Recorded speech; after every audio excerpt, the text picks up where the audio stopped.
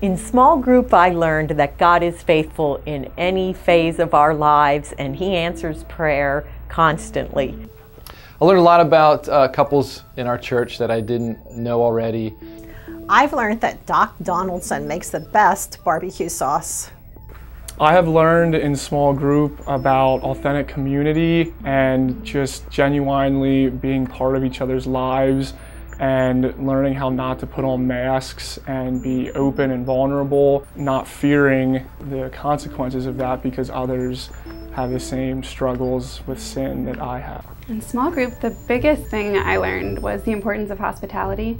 Matt and I felt so welcomed when we joined our group about a year ago, and I think that as a group and as a church, that is really important, to just make people feel welcome and included right away. In a larger church, it's just harder to get to know people.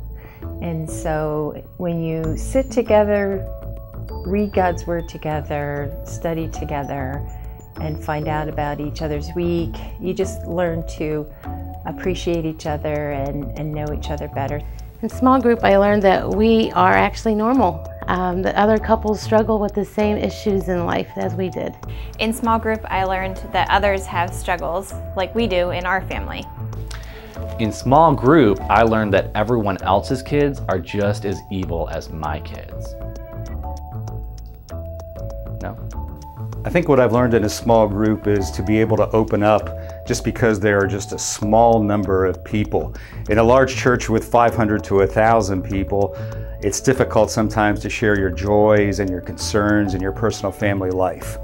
In small group, I learned that I can have confidence in sharing my requests boldly with each other because I know that my identity is firmly rooted in Christ. And so I can lift the veil and take off the mask and be honest about who I am because I know that Christ has already accepted me.